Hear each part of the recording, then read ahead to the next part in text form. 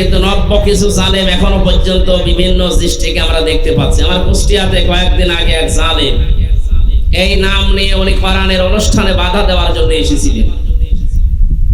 আপনি কি করলেন? কোন নাম নিয়ে করছেন? এতদিন বাধা দিত যারা, তাদেরকে তো এ দেশের মানুষ মারা গেলে আমার মনে হয় কবরেও দেবে না, জানাজাও দেবে না। কারণ যারা কোরআন বিরোধী ওই মানুষগুলোর জানাজা দিয়ে কবরে দিয়ে আপনি করবেন কি? ও তো জাহান্নামে যাবে। ওরা আগে আপনি পাঠিয়ে দেন, আগুন ধরে পুড়িয়ে দিন। সুতরাং এইরকম যদি আবার কারো চরিত্র তৈরি হয়, আমরা সংশোধন করার জন্য তাদের বলছি আপনারা থামবেন। এরপরও যদি কেউ না থামে, জেলার এবং থানার দায়িত্বে যারা আছে তারা যেন এই ক্যান্সার গুলোকে দল থেকে বহিষ্কার করে দেয়। কোরআনের অনুষ্ঠান এটা শুধু জামাত, বিএনপি, চরমনায়, আটরশি এদের না, এটা সবার। কথা বলে না কেন? এখানে যেই ফোর্সে কথা বলার দরকার আল্লাহর ভাষা, রাসূলের ভাষা, আমরা ওই ফোর্সে বলতে চাই। এদেশে মিলেমিশে আমরা সবাই থাকতে চাই, শুধু জালেম বাদ দিয়ে। কথা বলে না কেন? জুলাই এবং আগস্টের 5 তারিখের এই বিপ্লব সম্পর্কে কোরআনে কারিমে আমরা একটা ইঙ্গিত পেয়েছি। আমরা বলেন যে 1500 বছর পরে এই ঘটনা, কোরআনে এত বছর আগে এই ঘটনা পেল কোথায়? আছে কোরআনে যে 2024 সালের 5 আগস্টের এই স্বাধীনতা যে বিপ্লব ঘটে গেল, 850 বছর আগে পালিয়েছিল লক্ষণ সেন, আর 850 বছর পরে পালিয়েছে তার নাতি। কথা বলছেন, তার এই নাতনি পালিয়ে গেল 850 বছর পর। এই ইতিহাস যদি আপনি পর্যালোচনা করেন, কোরআনে কারিমের সাথে 2024 সালের 5 আগস্টের একটা মিল আমি বের করতে পেরেছি। একটু মিলান তো। সূরা আনআম 7 নাম্বার পারা 12 নাম্বার পৃষ্ঠার 1ম নাম্বার লাইনে 44 নাম্বার আয়াত। আল্লাহ রাব্বুল আলামিন বলেন, ফালাম্মা নাসু মা যুকিরু বিহি ফাতাহনা আলাইহিম আবওয়াবা কুল্লা শাইইন হাত্তা ইযা ফারিহু বিমা উতু আখাযনাহুম বাগতাতান ফাইযা হুম মুবলিসুন। বলেন আল্লাহু আকবার।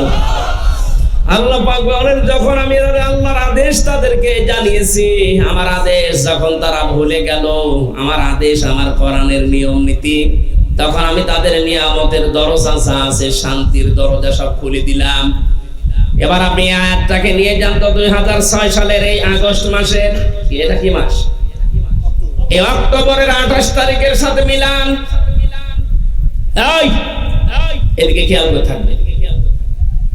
2006 সালের এই অক্টোবর মাসের 28 তারিখে যারা লগে বৈঠা দিয়ে, যারা আদেশে উনি ঘোষণা দিয়েছিল না, যার যা আছে দেশের বিভিন্ন প্রান্ত থেকে সব ঢাকায় চলে আসুন, হাতে নিয়ে আসবা লঘি বইটা। এটা আমি বানিয়ে বললাম। এখনো পর্যন্ত সারা পৃথিবীতে মানুষ শুনতেছে উনি নিজে হুকুমদাতা। এই হুকুম দেওয়ার পরে ওই দিন জসিম ভাইকে যেভাবে পিটিয়ে জীবিত মানুষকে হত্যা করার পরে শুধু ক্ষান্ত হয়নি, লাশের উপরে ড্যান্স দিয়েছিল। এই যে দৃশ্যটার কথা বললাম, এটা আমি কোনো কিতাবে পড়া, ইতিহাসে পড়া দূরের কথা কোনোদিন শুনিনি যে মানুষ মারার পরে লাশের উপরে কেউ ড্যান্স দিয়েছে। এক কথা বলছেন, আপনি পড়িয়েছেন কোন জায়গায়? শুনেছেন? দেখেছেন? 2006 সালের 28 অক্টোবর এটা আমরা নিজেরা দেখলাম। এরপরে চিন্তা করলাম, আল্লাহ না, এদেরকে আর কোনোদিন তুমি এই জমিনে প্রতিষ্ঠা দিবা না। তো বাস্তবে দেখলাম 2 বছর পরে পুরা উল্টা। 9 সালে আল্লাহ ঠিক তাদেরকে দিল। এই যে ফাতাহনা, এর ফাইল সরাসরি আল্লাহ নিজে, তিনি কর্তা। আল্লাহ বলেন, আমার আয়াত যখন ওরা ভুলে গেল, তখন আমি নিজে যত শান্তির দরজা, ক্ষমতার দরজা ওদের জন্য সব খুলে দিলাম। একটা না, 1 বছর আবহাওয়া, বহু বছর আল্লাহ আবহাওয়া দিয়েছেন। ওদেরকে শান্তি, স্বস্তি, ওদের নিরাপত্তার জন্য যত নিয়ামত দরকার সব দরজা ওদের জন্য আমি খুলে দিলাম। তাহলে 6 সালে 28 অক্টোবরের পর যে ঘটনা, আমার মনে হচ্ছে কোরআনের আয়াতের সাথে মিলছে। এবার আসেন আমি মিলাচ্ছি। পরের বছর একটা মাহফিল করে আমি বাড়ি যাচ্ছিলাম, বাসের পেছনে বসে আছি। রাস্তার মাঝে দেখলাম একটা কুকুর মরে পড়ে আছে। ড্রাইভার সাহেব কুকুরের উপর দিয়ে না দিয়ে পাম দিয়ে চালিয়ে দিল, গাড়িটা একটু ঝাঁকি দিয়ে উঠেছে। আমি ড্রাইভারের গায়ে হাত দিয়ে বললাম, আপনি এমন করলেন কেন? ড্রাইভার আমারে বলছে, হুজুর দেখেন না একটা মরা কুকুর পড়ে আছে, আমি ওর গার উপর দিয়ে ডবল করে চাকা চালাবো, আমার বিবেক নেই। বললাম তো মরা কুকুর, মরলে কি আর না মরলে কি?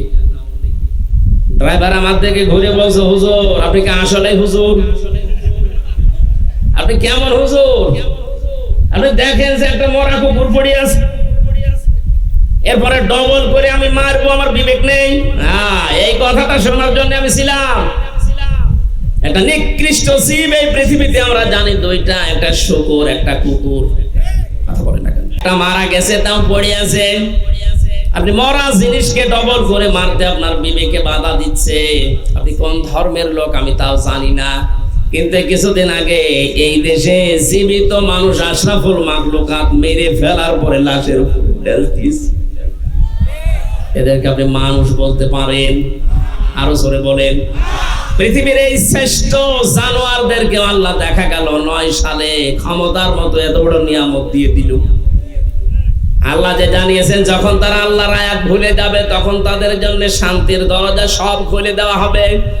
মনে করলাম ঠিক আছে যাই দিল, 9 থেকে 13, 13 সালে মনে হয় পড়ে যাবে, না পড়ে নাই।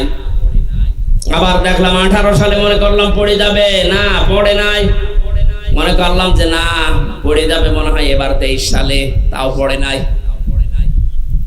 24 সালের কিছুদিন যেতে না যেতে আল্লাহ রাব্বুল আলামিন নিজে পরের শব্দের দিকে তাকাবেন, হাত্তা ইযা ফারিহু বিমা উতু। আমি তাদেরকে যা দিয়েছিলাম ওই দানকৃত বস্তু পাওয়ার পরে তারা যখন আনন্দে আত্মহারা, নিজেকে পর্যন্ত যখন তারা ভুলে গেছে, আখাযনাহুম, আমি নিজে তাদেরকে ধরেছি। ধরেছে কে? এদেশের ছাত্র জনতাটা উপলক্ষ মাত্র, ধরেছে সরাসরি আল্লাহ। আখাযনাহুম, যারা আলেম আছে জিজ্ঞাসা করেন ফাইল কর্তা সরাসরি আল্লাহ নিজে। আল্লাহ বলেন আমি নিজে ধরলাম তাদেরকে বাগদাতান, আকস্মিক ভাবে। এখন এমন হঠাৎ করে ধরেছি যে দুপুরের খাবার খাওয়ার সময় পাইনি, চিন্তাও ছিল না যে আমি খেতে পারবো না। কি শখ করে আনন্দ করে রান্না করে বসেছিল যে আমি খাবো, আল্লাহ খেতে দেয়নি, বাগদাতান দিয়েছেন। শুধু এতটুকু আল্লাহ শেষ করেননি, ফাইদাহুম মুবলিসুন, আল্লাহ বলেন এমন ভাবে ধরলাম যে তারা নিরাশ হয়ে গেল, আর কোনো পথ পায়নি। বলে যে যাবে যে আমি পালাচ্ছি সে সময়ও পাইনি। এরপরে যতগুলো জালেমকে ধরা হচ্ছে সবার মুখের দিকে তাকাবেন, এই যে দরবেশ থেকে শুরু করে প্রত্যেকটা, একটারও চেহারা আর আগের মতো নেই, সব নিরাশ হয়ে গেছে, সব হতাশ। 1500 বছর আগে আয়াতটা নাযিল হয়েছে, অথচ আমার মনে হচ্ছে 2024 সালের 5 তারিখের পরে আয়াতটা আল্লাহ নাযিল করলো। আপনি মিলান তো, খাপের খাপ মুমতাজের বাপ, মিলে যাচ্ছে না? সুতরাং আমাদের উপরে রাগ না করে নিজের অপরাধের জন্য বারবার ফিরে আসেন আল্লাহর দিকে। আমরা ধরি নাই, ছাত্ররা ধরে নাই, আল্লাহ নিজে ধরেছে ছাত্রদেরকে দিয়ে। নাই তো বিএনপি জামাতের মতো এত বড় বড় রাজনৈতিক দল 15.5 বছরে কোল কিনারাও করতে পারে নাই। যখন পাবে খাপের খাপ একেবারে পাপ পরিপূর্ণ হয়ে গেছে। এই তথ্যটা আছে সূরা আলে ইমরান 4 নম্বর পারার 12 নম্বর পৃষ্ঠা 6 নম্বর লাইনের 178 নম্বর আয়াতে, ওয়ালা ইয়াহসাবান্নাল্লাযীনা কাফারু আন্নামা নুমলি লাহুম খায়রুল লিআনফুসিহিম ইন্নামা নুমলি লাহুম লিয়াজদাদু ইসমা ওয়ালাহুম আযাবুম মুহিন। বলেন আল্লাহু আকবার। আল্লাহ বলেন কাফেররা ধারণা করতো এই ক্ষমতা, এত অত্যাচার, জুলুম, নির্যাতন, পৈশাচিক আচরণ করার পরও যে আল্লাহ আমাদের দিল, এটা মনে হয় ভালোবেসে দিয়েছে। আল্লাহ বলেন না, আমি ভালোবেসে দেইনি, 9 সালের পরে 13 সাল, এরপরে 18 সাল, এরপরে 24 সাল, বারবার ছাড় দিয়েছি একটা কাজের জন্য। লিয়াজদাদু ইসমা, আমি চাই ওদের পাপ পরিপূর্ণ হয়ে যাক। এটা যে পরিপূর্ণ হয়েছে তার প্রমাণ আয়না ঘর। আপনি শুধু নাম শোনেন, এটার বাস্তব কি জানেন? মাটির নিচে কোনো আলো বাতাস নেই। একটা জীবিত মানুষ কবরের মতো জায়গায় 1 দিন 2 দিন 5 দিন না, 8 বছর 10 বছর একাধারে পড়ে আছে। তাও সাধারণ ভাবে ফেলে রাখলে তো হয়। আমি তো নিজেও ছিলাম 10 দিন। আমি 10 দিনের যে কষ্টটা পেয়েছি। ব্যারিস্টার আরমান ছিল 8 বছর, আমান আজমি ভাই ছিল 10 বছর। 14 বছর পর্যন্ত আছে এরকম মানুষ আমি পেয়েছি। এই ঠাকুরগাঁও বাড়ি, ওই তেতুলিয়া, পঞ্চগড়ে বাড়ি, তেতুলিয়া ওইদিকে বাড়ি। লোকটাকে আমি দেখেছিলাম। আমার সাথে যিনি ছিলেন মাওলানা মুফতি ফখরুল ইসলাম, উনি আমাকে মাঝে মাঝে বলতেন, হামজা ভাই এটা আমার হাতের পার ভেতর দিয়ে হাত চালিয়ে দেয় এইভাবে, এর ভেতরে হাত দিয়ে সামনে লোহার যে রড গুলো দেওয়া আছে খাসা করা, ওর সাথে হাত দিয়ে আমার হাতের সাথে হ্যান্ডকাপ লাগিয়ে দেয়। 2-5 মিনিট 10 মিনিট পরে খুলে দেন না। মাসের পরে মাস ওইভাবে থাক। খালি দিনে 24 ঘন্টায় 1.5 মিনিট 2 মিনিট সময় দিত টয়লেট করার জন্য।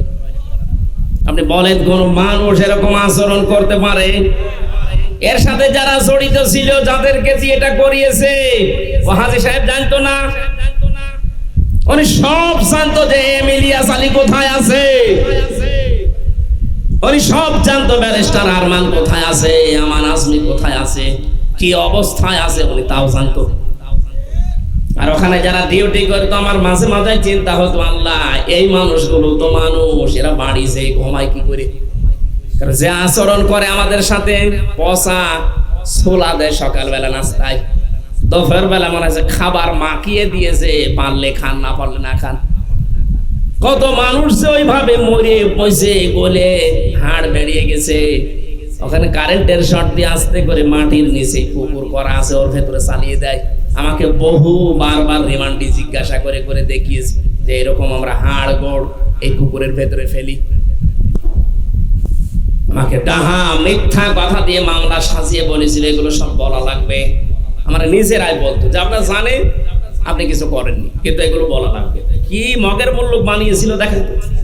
নিজেই মামলা দেবে, নিজেই মামলার আয়ু, নিজেই বিচারপতি, নিজেই উকিল, সব ওরা নিজেরা। আর এই যে অ্যাডভোকেট যে কয়টা, কি পুতুল হয়ে দাঁড়িয়ে থাকে। এদের কথা কোনো দাম ছিল 15.5 বছর? কিচ্ছু না। ওরা সব নিজেরা। ম্যাজিস্ট্রেট ওদের নিজেদের, মামলার আয়ু যে পুলিশ সে ওদের নিজেদের, বিচার যিনি করবেন জজ সে ওদের নিজেদের, যে বাধা দেবে মামলায় সে ওদের নিজেদের। সেখানে ন্যায় বিচার আপনি পাবেন কি করে? আর বলি ছড়া তো আমরা ন্যায় বিচার কায়েম করে দেখাচ্ছি। এই ছিল ন্যায় বিচার। কত বড় নাটক বাজ এই মহিলা, আমি নাম ধরে বলছি। মরহুম ইলিয়াস আলীর সন্তানকে বুকের ভেতরে নিয়ে বুঝ দিচ্ছে যে তোমার বাবাকে খোঁজ করে দেওয়া হবে, অথচ তাকে সেই সময় মেরে ফেলা হয়ে গেছে। আপনি এত বড় নাটক করলেন কি করে? পরিমণির বাদ দিয়ে ওনারে দেওয়ার দরকার। আপনি সিনেমা করেন, কথা বলেন। আমার তো শরীর শিউরে উঠতো যে মানুষ এইভাবে থাকে কি করে। আমার এই কয়দিনে না বিশ্বাস উঠে যাচ্ছে। আর এরা এখন শুনলাম 14 বছর, কেউ 12 বছর, কেউ 10 বছর, 8 বছর পড়ে আছে। মাঝে মাঝে রাতের বেলা একটা আওয়াজ দিত, এরকম একটা আওয়াজ আসতো। যেহেতু মাটির নিচে আওয়াজ তার উপরে আসবে না। কখন আজান হয়, কয়টা বাজে আমরা কিচ্ছু জানি না। ব্যারিস্টার আরমান বলে নাই যেটা কোন বছর, এটা 2024 সালও তাও জানে না। এটাতে কোন মাসও জানে না। এটা যে কি বার, কয়টা বাজে কিচ্ছু জানে না। আন্দাজে নামাজ পড়তাম আমি, 4 ওয়াক্ত নামাজ আন্দাজে পড়ি, কিচ্ছু জানি না। 11 ঘন্টা মানে টাঙ্গিয়ে রেখেছি। চোখে কালো কাপড় বেঁধে, পেছনে হাত ওই হ্যান্ডকাপ দিয়ে, মাথায় দড়ি দিয়ে 11 ঘন্টা দিয়েছে। অথচ আমি জানি না কিচ্ছু, ওরা নিজেরাও জানে। বারবার আমার এসে বলতো আপনি কিচ্ছু জানেন না, আমরা জানি, কিন্তু যা বলতে বলছি এটা উপরের নির্দেশ, বলা লাগবে। কি অবিচারটা করলেন আপনি? ইত্তাকি দাওয়াতাল মাজলুম। আল্লাহ বলেন নবীজিকে বলাচ্ছেন, হে নবী বলেন যে তোমরা যাই করো মজলুমের বরবরা থেকে বেঁচে থাকবা। ফাইন্নাহা লাইসা বাইনাহু ওয়া বাইনাল্লাহি হিজাব। মজলুমের ভেতরে আর আল্লাহর ভেতরে কোনো পর্দা থাকে না, ও বললেই কবুল হয়ে যায়। এই বিডিআর হত্যার নাম করে যত মানুষকে বিনা কারণে আপনি 14 বছর জেলে রেখেছেন, ওদের এই শব্দ আরো সে যায় না। হাজার হাজার আলেমের চোখের পানি, সেজদার পানি, সেজদায় যে কান্নাকাটি, এগুলো আল্লাহ কি হা করে বসে আছে, উনি শুনবে না? আল্লাহ বলেন আসমাউ ওয়া আরা, আমি সব শুনি, সব দেখি, আমি শুধু ছাড় দিয়েছিলাম ওদের। এ নবী আপনি কি মনে করেন যে আমি জালেমদের সম্পর্কে কোনো খোঁজ রাখি না? ওয়ালা ইয়াহসাবান্নাল্লাযীনা কাফারু ওয়ালা ইয়াহসাবান্নাল্লাযীনা যালামু। আপনি কি মনে করেন যে জালেমদের সম্পর্কে আমার কোনো খবর নেই? সবচাইতে বেশি খবর রাখে আমি জালেমদের। এই জন্য জালেম যারা, আমি আবার বলছি, দুনিয়া তো শেষ আপনাদের, আখেরাত তো শেষ। এরকম একটা কঠিন জায়গায় রেখে আপনি জানা শোনার পরেও বাড়িতে আপনি ঘুমাতেন, কোরআন শরীফ পড়তেন, নামাজ পড়তেন, তাসবিহ টিপতেন, এগুলো সব মিথ্যা কথা। এখন প্রমাণ হয়েছে যে আপনি লাল পানি খেয়ে ঘুমাতেন। কারণ ওখানে যারা দায়িত্বে থাকে, ওই বিষয় যারা জানে, বিশেষ করে আয়না ঘর আর মাটির নিচের ঘর সম্পর্কে, এদের জীবনেও বাড়িতে স্ত্রীর কাছে থাকা, স্বামীর কাছে থাকা, ঘুম আসা সম্ভব না। হয় লাল পানি খাবে, নাই বড়ি খাবে। আমাদেরই তো ঘুম আসতো না, আমরা রয়েছি তাই। আপনি দায়িত্ব পালন করে এসে থাকতেন কি করে? আপনার বিবেকে কিছু বলতো না? 2 দিন 5 দিন 7 দিন পরে মাওলানা ফখরুল বলতো, আল্লাহ তুমি আমাকে মরণ দিয়ে দাও, আমি শুধু একটু একটু কাজ হইতে চাই। মাটির সাথে পিঠটা লাগিয়েছে, ঘুমানো কত বড় নিয়ামত, ওই লোকটা বলতো।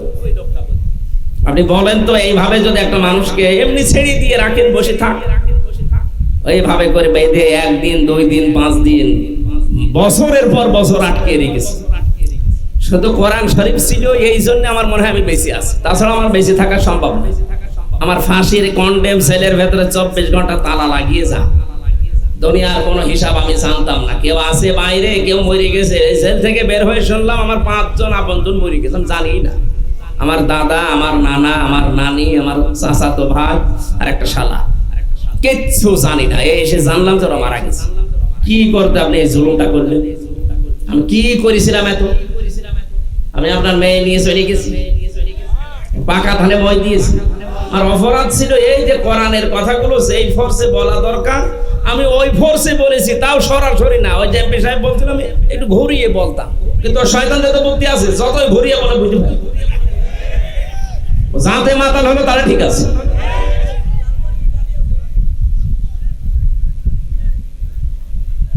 এই জন্য 2024 সালের 5 আগস্টের সাথে যখন মিলে যাচ্ছে, পরের শব্দ বলবো, আল্লাহ বলেন এদের পাপে পূর্ণ হয়ে যায়, ওয়ালাহুম আযাবুম মুহিন, তখন ওদেরকে অপমানজনক শাস্তি দিয়ে আমি আল্লাহ নিজে পাকড়াও করি।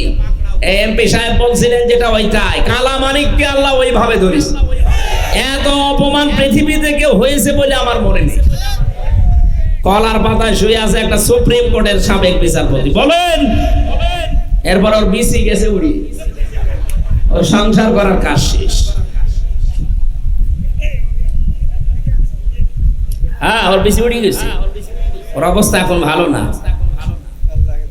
না, ওর হেদায়েত হবে না। আল্লাহু লা ইয়াহদিল কওমাজ জালিমিন। জালেমদেরকে আল্লাহ বলেন আমি হেদায়েত দিচ্ছি না, দেব না। এজন্য জালেমদের জন্য দোয়া করেও লাভ নেই, কারণ ওকে আল্লাহ হেদায়েত দেবে না। এই ঘোষণা কার? আল্লাহ যেটা দেবে না ঘোষণা দিয়ে দিলেন, আমি জোর করে বললে হবে? এজন্য আমি বলিও না, কারণ ওদেরকে আল্লাহ জাহান্নামে দেবে, আর একটু লাথি দিতে চাই যে একটু জোরে যা, তাড়াতাড়ি চলে যা। আমরা রাসূলের উপরে দরুদ আর সালাম পাঠ করার মাধ্যমে আজকের তেলাওয়াত কি তো যে 2টা আয়াত পড়েছি, তাফসীরুল কোরআন মাহফিল লিখেছেন আপনারা। আমরা তাফসীর আকারে কথা বলবো নাকি? থাকবেন তো ইনশাআল্লাহ? একেবারে নিস্তব্ধ হয়ে যাবেন, কোরআনে প্রবেশ করছি। জবান খুলে পড়বেন, আউযু বিল্লাহি মিনাশ শাইতানির রাজিম, বিসমিল্লাহির রহমানির রহিম,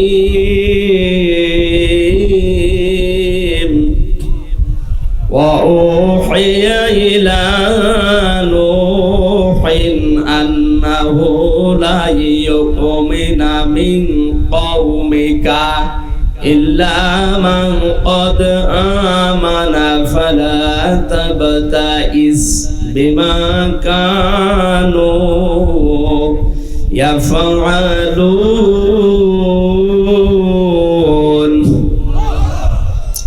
সূরা হুদ আয়াত নাম্বার 36। কোন সূরা এটা? আরো জোরে বলেন। এটা একটা নবীর নাম। আমরা যে নবীর জীবন থেকে কিছু শিক্ষামূলক কথা শুনতে চাচ্ছি তার নাম হযরত নূহ আলাইহিস সালাম। কোরআনে আল্লাহ 25 জন নবীর নাম দিয়েছেন, তার ভেতরে হুদ, নূহ এই নবীগুলোর নাম আছে।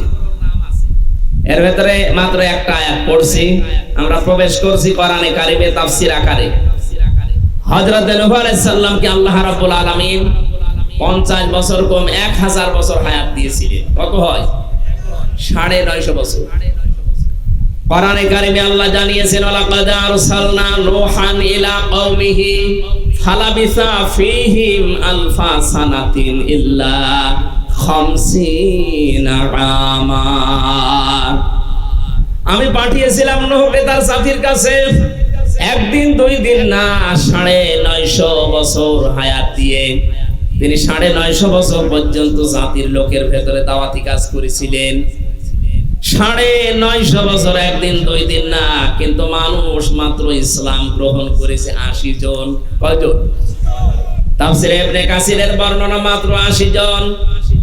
এই 80 জন মানুষ আসার পরে বাকি যে মানুষগুলো দাওয়াত এই 950 বছরে গ্রহণ করেনি, তারা যদি নিশ্চুপ হয়ে যেত, তারা যদি চুপ থাকতো, আল্লাহ কিছু বলতেন না। এই মানুষগুলো দাওয়াত তো গ্রহণ করেইনি, বাধা দেওয়ার সর্বাত্মক চেষ্টা চালিয়েছে, এমনকি উদ্যত প্রকাশ করেছে এত বেশি যে বলেছে, যার কথা তুমি দাওয়াত দিয়ে আমাদেরকে শোনাও, ওই কিয়ামত নিয়ে এসে দেখাও। এদেশে আমার মনে হয় এই 15.5 বছর এরকম বহু মানুষকে পেয়েছিলাম কোরআনে কারিমের দাওয়াত দিতে গিয়ে এমনিতে শোনে নাই, না শুনে যদি চুপ করে থাকতো তো মেনে নিতাম। যত রকমের বাধা দেওয়া যায় তত রকমের কর্মসূচি তারা দিয়েছিল।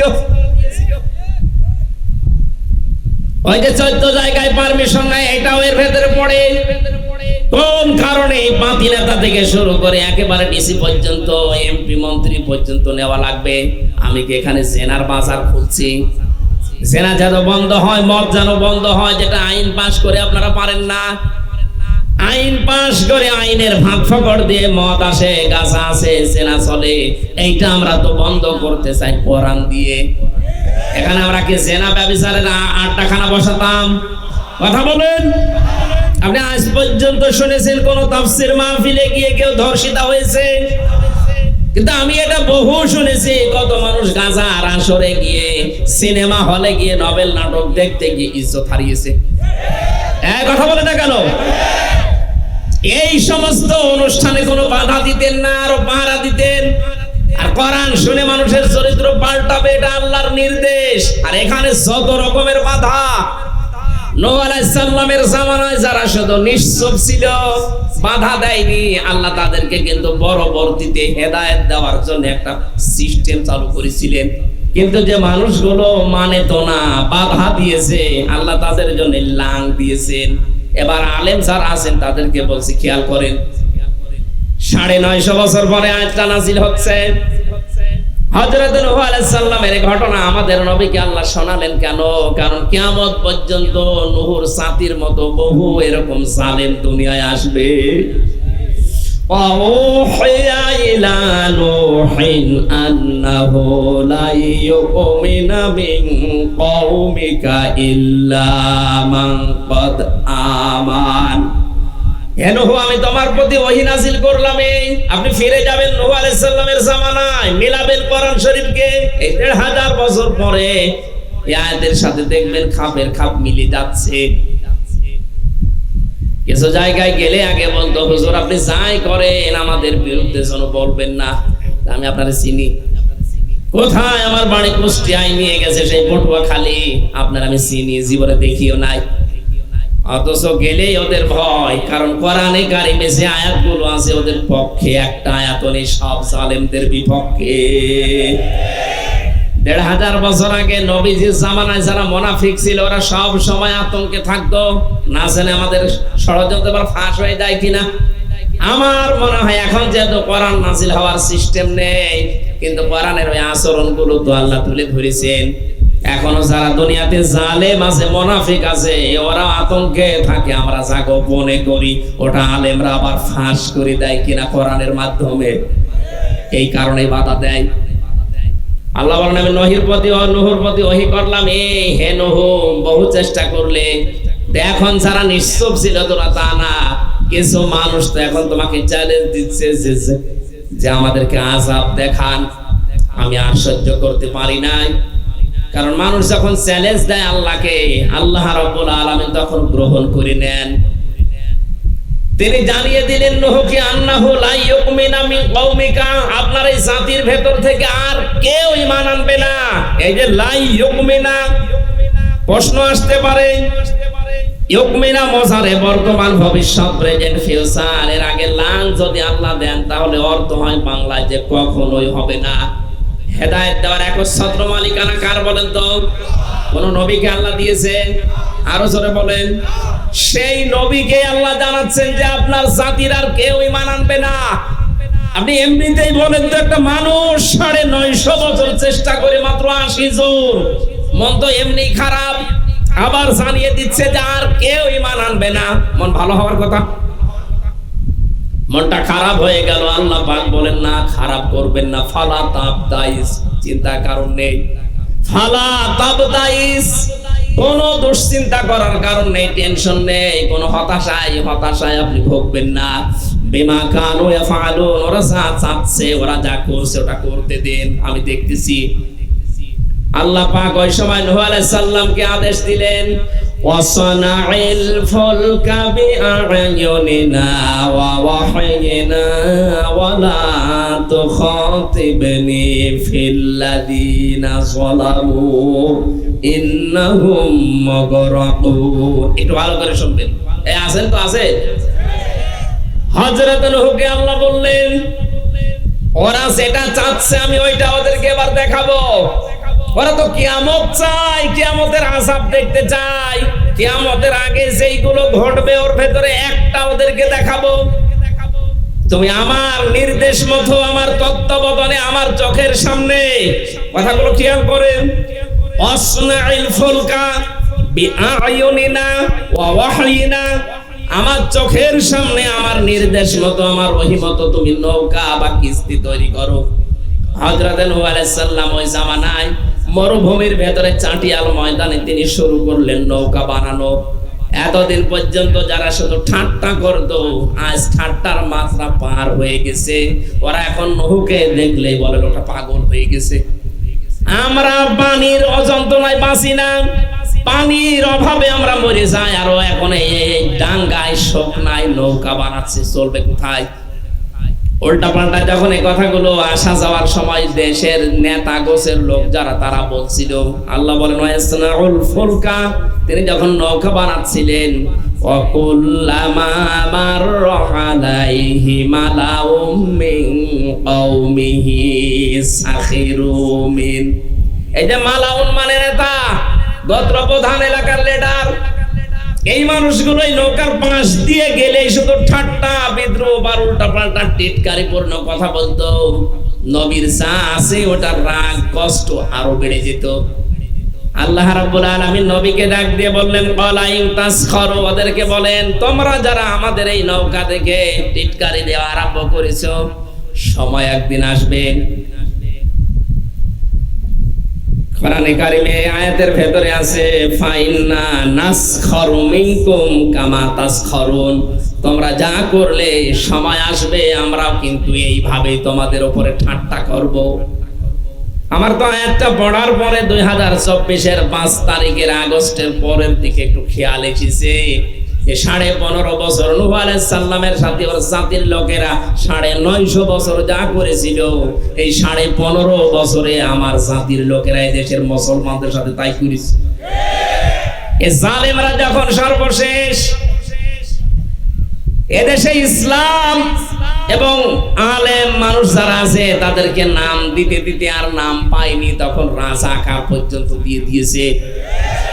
নামটাকে আল্লাহ পুরা পাল্টিয়ে জাতির জন্য একটা সম্মানজনক শব্দ, এমনকি তামাম দুনিয়ায় এই শব্দটা চলছিল, রাজাকার রাজাকার।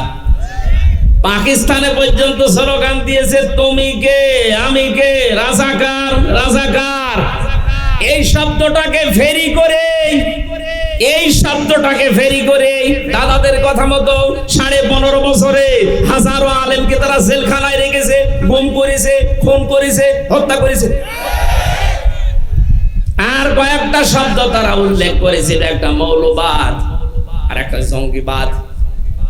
এগুলো ওই দাদাদের তৈরি করা সূক্ষ্ম ষড়যন্ত্রের ফসল। এ জালেমদেরকে ওরা ওটা করতে পেরেছিল, এই জন্য ওরা জালেমদের প্রতি খুব খুশি। কিন্তু এই জালেমদেরকে এই কাজগুলো করানোর কারণে আল্লাহ পাক বলেন, ওরা যেমন ঠাট্টা বিদ্রুপ করে, আপনি বলেন সময় কিন্তু আসবে আমরাও তোমাদের সাথে ঠাট্টা করব। আমাদের সেই সময় এসে গেছে। আল্লাহ পাক বলেন, তৈরি করতেই থাকো। 3 তলা বিশিষ্ট নৌকা তৈরি হয়ে গেল। শিক্ষা নেবেন এখান থেকে। শুধু নৌকা শোনা না, এটা জীবনে বহুবার শুনেছেন। কোরআনে কারিমে আমি তাফসীরের আলোকে কথা বলছি। হযরত নূহ আলাইহিস সালাম যখন বানানো কমপ্লিট করলেন, ওই যে নেতা যারা, তাদের যারা দুষ্ট অনুসারী আছে, তাদেরকে টাকা পয়সা দিয়ে উদ্বুদ্ধ করে নূহ নবীর নৌকায় দিনে রাতে টয়লেট করে পরিপূর্ণ করে দিয়েছে। হযরত নূহ এবার ডাক দিয়ে বলেন, মাবুদ তুমি কি বললে? তুমি তো নিজেই বললে যে আমার নির্দেশ মতো আমার চোখের সামনে নৌকা বানাও। আমি তো ঠিক ওইভাবেই করেছিলাম, 3 তলা বিশিষ্ট। কি অবস্থা, 3 তলায় পরিপূর্ণ করে ফেলেছে জাতির লোকেরা পায়খানা করতে করতে।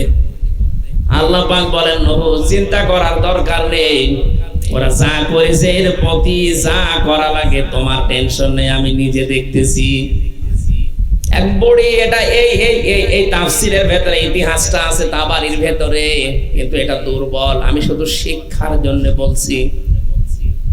কোন মানুষ যদি আল্লাহর নিদর্শন নিয়ে, আল্লাহর কোন আইন নিয়ে ঠাট্টা বিদ্রুপ করে, উপহাস করে, যদি যন্ত্রণা দেয়, আমার আল্লাহ যে কি প্রতিশোধ নিতে পারে তার বাস্তব প্রমাণ নূহ নবীর এই নৌকা।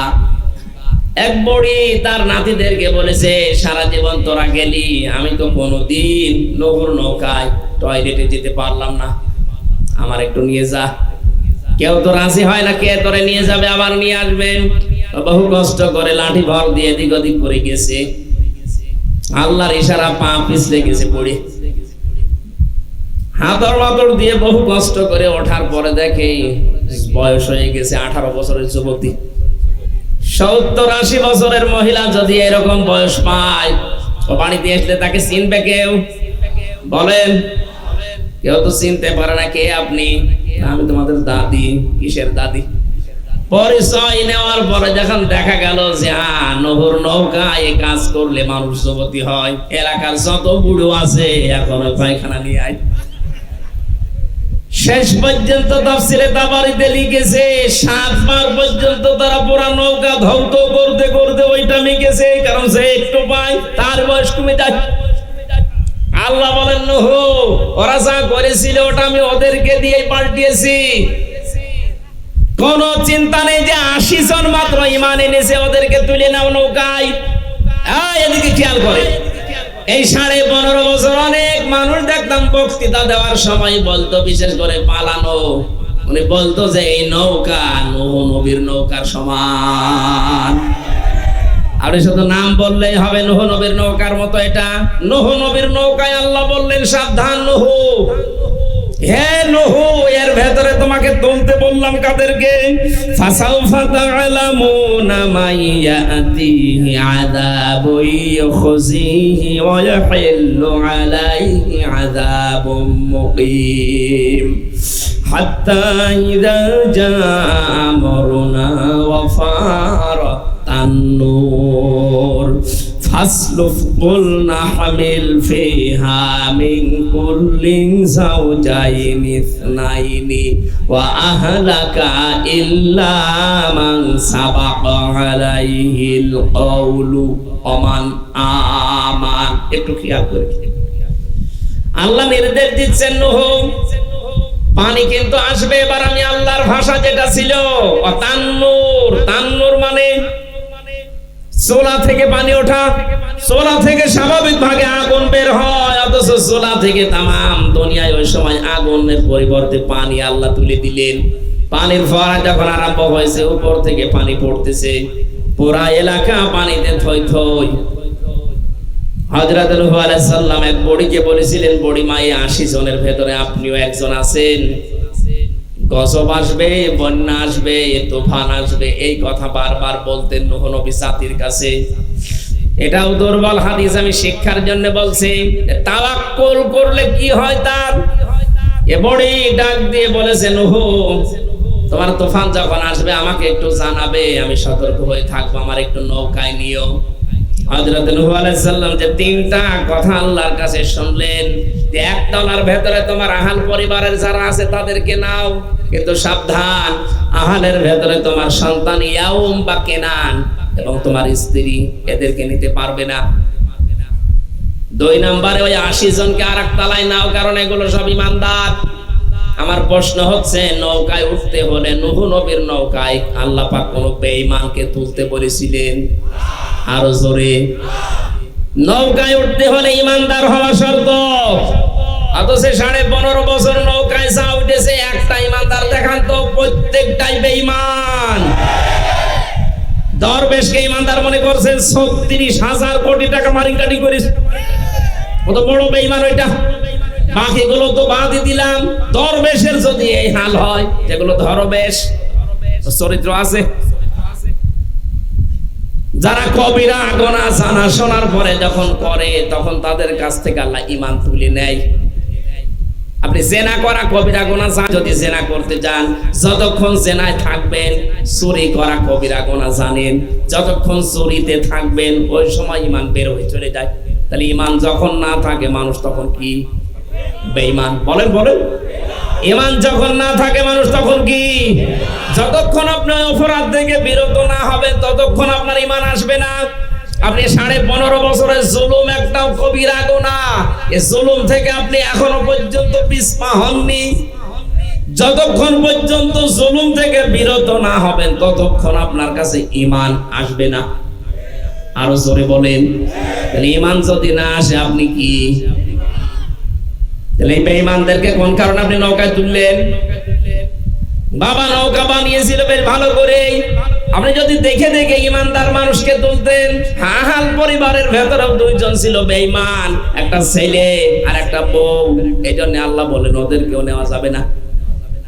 চিন্তা করে দেখেছেন নূহ নবীর নৌকায় উঠতে হলে কি পরীক্ষা দেওয়া লাগে? নিজের আপন ছেলেকে আল্লাহ নিতে দেয়নি, নিজের স্ত্রীকে নিতে দেয়নি, বলে তোমার আহাল পরিবারকে তোলো, কিন্তু ছেলে আর বউ এগুলো যে জালেমদের দোসর, ওদেরকে বাদ দাও।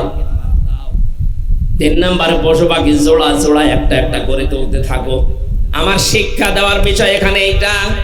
আল্লাহ পাক এই যে নূহ নবীর নৌকাতে জালেম বাদ দিয়ে সব ঈমানদার, আহাল পরিবারের ভেতরে 2 জন জালেম ছিল, তাদেরকে বাদ দিয়ে শুধু পরিবার, এবং এই যে আল্লাহর সৃষ্টি জগতের ভেতরে জোড়া জোড়া তুলে নিয়ে যখন নৌকা চলতে থাকবে, হযরত নূহ সামনের দিকে তাকিয়ে দেখলেন আল্লাহ কোরআনে দিয়েছে, নওয়াহিয়া তাজরি বিহিম ফি মাউজিন কাল জিবাল।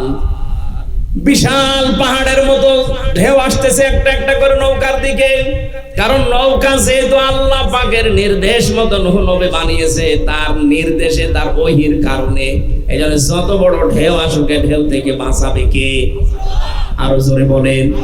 ওই সময় আল্লাহর নিদর্শনের নাম ছিল নৌকা, কিস্তি। কথা বলা লাগবে। এখন আল্লাহর নিদর্শনের নাম কি? এখন তো আর নৌকা নেই, এখন এই পৃথিবীতে আল্লাহর নিদর্শনের নাম এই কোরআন। আল্লাহ বলেন এই পৃথিবীতে জুলুমের, শিরকের, অত্যাচারের যত বড় বড় ঢেউ আসুক না কেন, এটা চলতেই থাকবে। সুতরাং এই নৌকার সাথে থাকো। অকালার কাবু ফিহা বিসমিল্লাহি মাজরিহা ওয়া মুরসাহা ইন্না রাব্বি লাগফুরুর রহিম। এখানে চড়ে বসো আর এই কথা বলে নৌকাটা ছেড়ে দাও। যে এর গতি, এর স্থিতি সব আল্লাহর নামে। তাহলে আমরা এই দেশে যারা আল্লাহর এই নৌকা, এই কোরআনে কারিমে এই নিদর্শন, এটার চাইতে বড় নিদর্শন এখন দুনিয়ায় আছে। এটা যারা কায়েম করতে চাচ্ছে, আমাদের যারা দায়িত্বে আছে, এই দেশে একামতে দিনের যারা দায়িত্বে আছেন আমাদের, আমরা তাদেরকে নৌকার মাঝি মনে করি, কোরআনে কারিমের তাদেরকে দায়িত্বশীল মনে করি। আমরা তাদের হাতে সঁপে দিয়েছি আমাদেরকে। আমাদের কাজ নেই, আমরা ওই আহাল এবং ইমানদার 80 জন এবং এই যে আল্লাহর যে সৃষ্টি জগতের ভেতরে জোড়া জোড়া নিতে বলেছিলেন, এগুলোর মতো আমরা নৌকায় উঠে বসে আছি। বাকি নৌকার যিনি বইটা ধরে আছে তিনি সরাসরি আমাদের আল্লাহ। নূহ আলাইহিস সালামকে আল্লাহ বললেন নৌকা ছাড়ার সময় এই কথা বলো যে এর গতি, এর স্থিতি, মাজরেহা অমরসাহা, এর যে গতি যত গতিতে যে সময় চলতে চায় একে চলতে দাও। আজ ইসলামী আন্দোলন বাংলাদেশে একামতের দিনের দায়িত্বে যারা আছে, এর গতি কিন্তু বিশাল গতি চলতেছে। মাত্র 15 জন মানুষ চাইতো এই দেশে ইসলাম কায়েম হোক, অথচ আগস্টের 5 তারিখের পর থেকে আমি সেপ্টেম্বরের 28 তারিখ পর্যন্ত একটা রিপোর্ট পেয়েছিলাম, আন্তর্জাতিক একটা রিপোর্ট। এই দেশে 100 জনের 58 জন মানুষ ওই সময় চাইতো যে দেশে ইসলাম কায়েম হোক। এখন সংখ্যা আরো বেড়ে গেছে। সুতরাং এর গতি যেভাবে চলতে চলতে দেন, অমর সাহা এর স্থিতি মানে কোথায় কোথায় থামবে এটা আপনার চিন্তা করার দরকার নেই। এর যে কর্মসূচি দেওয়া দরকার, এর সংস্কার করার জন্য, এর সংশোধন করার জন্য যে রূপরেখা দেওয়া দরকার, এগুলো যারা দায়িত্বে আছে নৌকার বইটা ধরে ওনারা দিচ্ছে। আজকে আমিরে জামাত 41টা রাষ্ট্র সংস্কারের জন্য রূপরেখা অলরেডি দিয়েছেন। আমরা যারা এই দেশে একামতে দিনের খাদেম হিসাবে কাজ করছে, আমরা নৌকায় উঠে বসে আছি। বাকি ওনারা যখন যে গতিতে চলবে, যেখানে যেখানে থামতে চাইবে, জান মাল নিয়ে আমরা ওখানে ঝাঁপিয়ে পড়বো ইনশাআল্লাহ।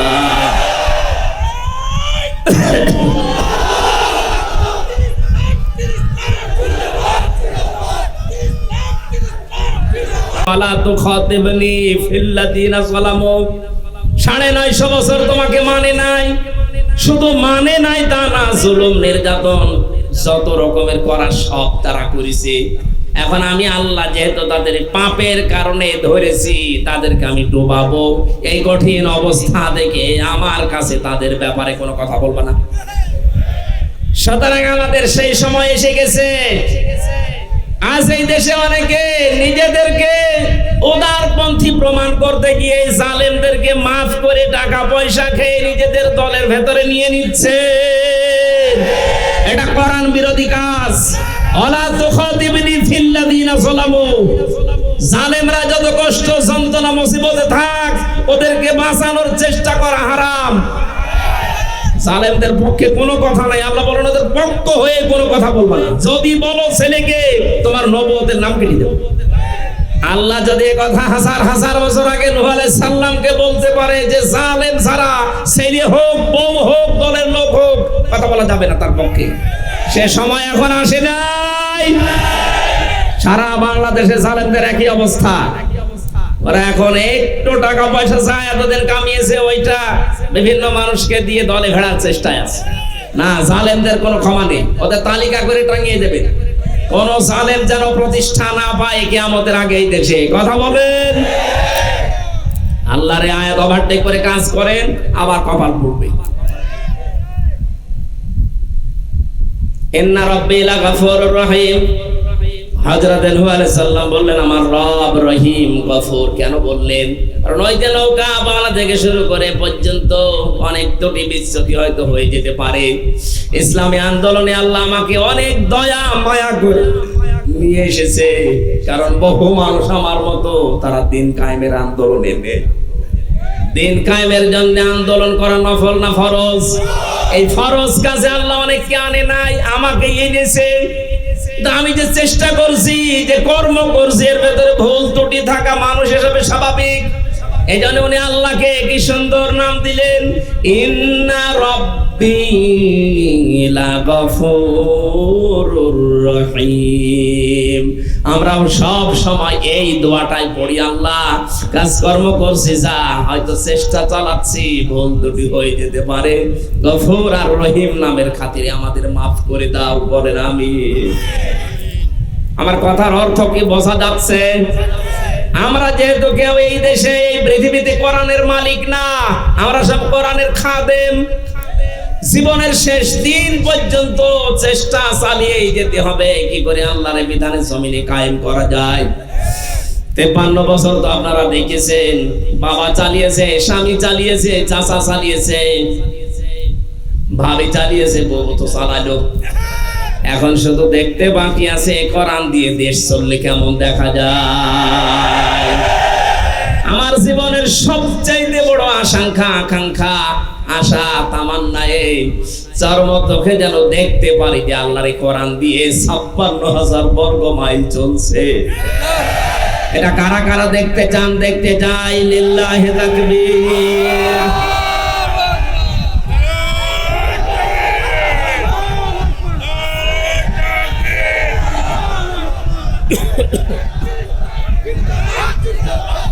আলহামদুলিল্লাহ। ভাই সম্মানিত মা বোন যারা এসেছেন, আপনাদেরকে বলছি জান্নাতে যাওয়া, ইসলাম যদি কায়েম হয়, যারা জুজুর ভয় দেখাচ্ছে আপনাদেরকে যে আপনাদের ঘরবন্দি করে ফেলবে ইসলাম আসলে, না, ইসলাম আসলে সবচাইতে বেশি অধিকার পাবেন আপনারা।